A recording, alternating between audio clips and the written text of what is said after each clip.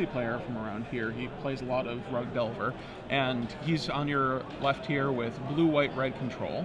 And I believe you know Markus. He's playing against Markus Thibeau. Right? Yep, he's from Victoria, Canada. So made the trip across the bay to make it here. Yeah, and so it's Esper control for him, and Markus is up a game.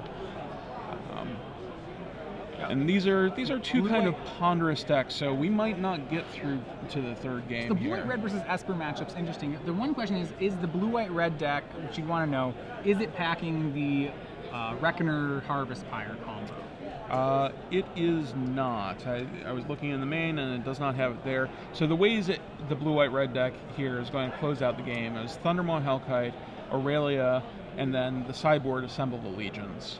Right. And Assemble the Legion is the only one that is going to close out the game really quickly, I think. Yeah, that's pretty dicey. That's a pretty dicey situation. That really is good for Esper. They're, blue white red is somewhat of a board control deck, and Esper is just a control deck. Markus does not. He only has 2 detention spheres, so he has to make sure that those Assembled Legions stay in check. But that said, he should be able to fairly readily deal with anything the blue-white-red deck can do. Markus will win with Drown Yards. Yeah. So Michael's route to winning here is Markus stumbling on something, or Michael being able to land early, Assemble a Legion, and then untap and protect it, right? Yeah. Now Markus tapped out for turn 4 Jace, which may have been a little aggressive, as if Michael draws a land, because Michael turned a chance to resolve Assemble the Legion. He does not draw the land. If Markus has a detention sphere, that's more acceptable, but you'd have to worry about your opponent resolving something like that, or maybe even like a Jace Memory Adept. There's a lot of cards that you really don't want him to resolve. Yeah, I thought for a second that Markus maybe didn't have a 5th land and he was getting desperate to draw one, but he had the 5th and drew the 6th this turn. I think Markus, wisely, he has an Obsidat in his hand. He's electing not to cast it. Yeah. In this matchup, Markus doesn't have to cast anything ever. Yeah, it's just and I can't even understate how, I'm not exaggerating when I say that Markus can just play land go every turn for the entire game. Yeah. No, the way Markus stumbles is just not hitting his land drops, right? Exactly. That's the only thing he needs to worry about in the early game. Or the late game. Or the late game. It's just really the only thing he has to worry about. He'll just continue to drown on end step, and that should be enough. Yeah. So, what do you think he was thinking when he went to cast that Jace on turn 4? I think Jace is a pretty cool card, and he was thinking that it's early enough in the game that he's not. I think the card he can't let resolve is Revelation, and at that point in the game, Revelation is not a threat. And I would say that's what he was thinking. Okay. So Michael is running out a Restoration Angel at the end of Markus's turn. That should be fine. Markus will murder it. Seems reasonable. He still gets to keep up. Michael had to discard Clone. Yeah. Michael went up to 8 cards, drawing that Angel. So Michael has drawn a land for the turn. All right, there's land 5. He can go for Assemble the Legion. It's unlikely to work. Yeah. And he knows that. He really wants to find some way. He wants Markus to tap out for a sorcery speed thing that he counters with Syncopate, and then the difficulty is that Michael's counter spells is Syncopate, which isn't a great counter spell here. Well, and Michael also has a Dissipate and a Dispel in hand. This still seems a little aggressive. I know, which is funny, right? I'm saying, oh man, casting an Obsidat on 8, that's a little aggressive. You should wait till you at least have 10. No, it's very reasonable, because Markus is going to lose this counter war. I don't like fighting over the spell at all. Yeah. Don't fight over anything. Don't tap out. What you should be fighting over is your opponent's Sphinx's Revelation. Yeah. And Markus does have a detention sphere, and I think he has a Sphinx's Revelation too, or maybe it's his Azorius Charm. So maybe he just wants to get the counters out, but he just doesn't need to do Michael gave Markus a ton of respect there, and more than he really probably should have had. He dispelled the counterspell as opposed to syncopating it, because I think he's playing around a dispel from Markus, or maybe he thinks that syncopate can hit something else, but I would have. It seems to me that in that situation you should be overjoyed at the prospect that your syncopate was turned live again. Yeah. And so there's the detention sphere, which that's what you have to do. He has to do it, but Markus shouldn't have had to dissipate, syncopate, and dissipate goes away. All right, pretty dissipate goes away. Yeah, I would have just said dissipate and let my opponent choose which one they want to discard. It's kind of that thing that root thing, if you ever play on Moto and someone just say they address you and there's a dissipate and a foil dissipate, 10 out of 10 times they take your foil dissipate. And I'm always just like, what a jerk. It's not. And they'd be like, oh, it's the better card. I'm like, no, it's not. Listen, what is the point of playing Magic Online if you can't make your opponent miserable? No, they always take your foil version. And I'm not even kidding. Just every time. Yeah.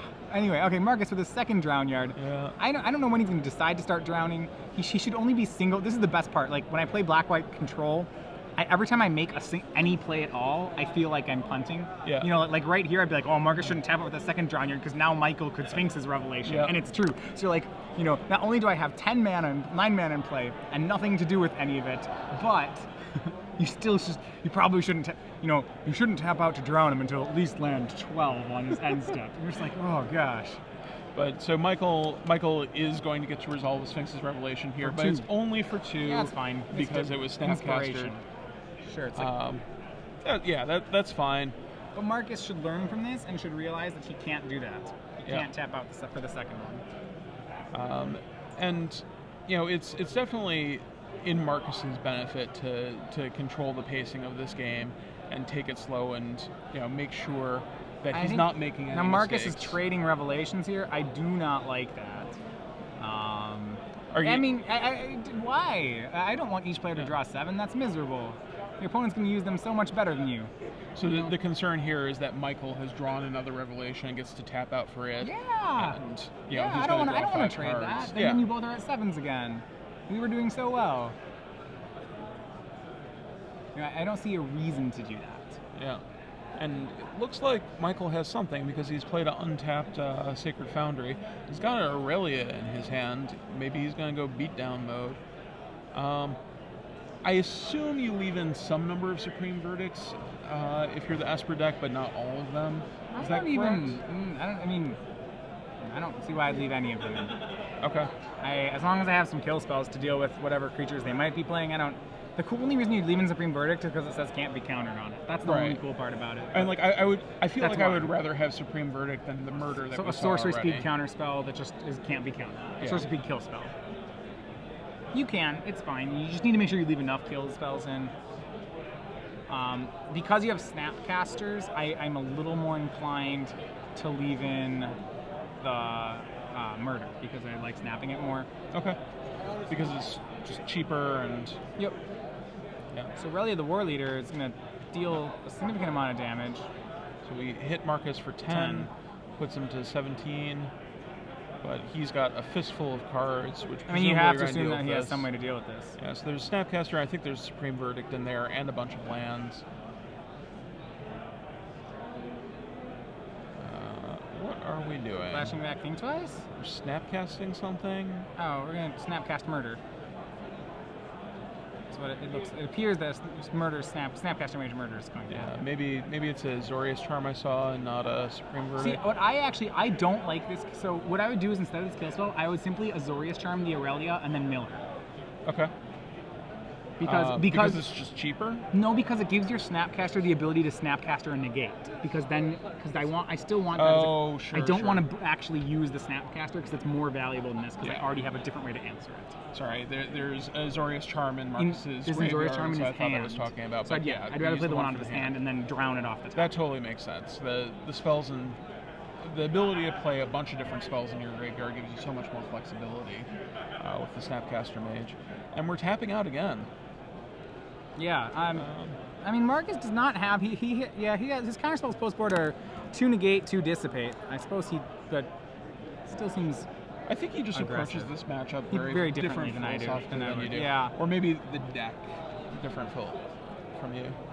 He chooses not to exile Amstadat. Apparently, it's sitting there in the middle of the battlefield. Oh. Maybe that is strange. He just wants to block.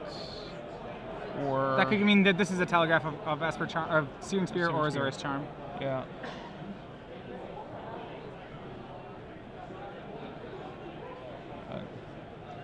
Michael is looking for a way to get back in this, and you know it does not look particularly good for him. He's still way behind on cards, and while he does have a bunch of counterspells in his hand, you know, just the presence of the Drown Yards, much less the Obsidat, makes it very hard for him to come back. So here's an Azorius Charm, and like having resolved the Obsidat, I think I just want to flicker it in and out and not care about. You mean like you wish that wouldn't have happened? Like I wish that he hadn't attacked, and I was just gonna gain like it could 2 happen. life turns. So like, and I understand this is just a theoretical difference how I approach the matchup. I don't really, if I'm Marcus, I don't care that they did that because I was never planning to kill him with damage in the first place. So they're like, okay, you played a spell, cool. Like, yeah, now it's on top of my deck, whatever. Like, you know, now I'll just drown you. I just don't want to draw it again. Like say I had a negate in my hand for I that would not turn. counter that. Definitely no. No. I don't even want to draw. I don't really even want to leave up. The reason I leave Obsidat in is in case my opponent was playing like Pithing Needles, a lot, like multiple Pithing Needles on Drown Yard, and I guess. Jace and Yeah, I guess just because I want a fallback, but I'm not actually planning to win with Obsidat if I'm Marcus. No, that's reasonable. Yeah. I mean, this matchup's very miserable for blue, white, red, to be fair. Yeah. The Reckoner version has a little more game because they can 13 you. Yeah. Or like 20 you with Boros Reckoner. And then they can play Boros Reckoner, and then they can have a big counter war over that one Harvest Pyre. And they actually have enough counter spells that they can win a counter war against Esper. So but if they don't have Reckoner, it's really hard. His spells just really don't do anything. Yeah. And look at all the, you look at all these lands Marcus has and you think, how can you possibly lose this match? You can't. It's got 2 counter spells and 1 Azorius Charm, maybe 2 Azorius Charms. Looks like 2 Dissipates, 2 Azorius Charms, and the Obsidat in his hand, and he doesn't want to cast any of those ever. Right. We just you just want to sit there with 7 drown. cards and then not play any of them. That's like should be every Esper player's dream. It's like, you played this spell and I have 5 ways to answer it. It resolves. And we're at 10 cards in library for Michael, so this is going to be over. Right now. Yeah. And Michael realizes that you can, tosses them away. So Markus Thibeau wins 2 games to 0 over Michael Swailes, moves to 5-1, both these players with a loss. So Michael out of top 8 contention, Markus needing 3 or 4 more wins. Yeah. Well, easy. So good luck to Markus for the rest of the day, and Michael, he's going to get a chance to try it again tomorrow in Legacy. Absolutely. Still definitely live for live to be in the prize for the tournament. Oh yeah, definitely. But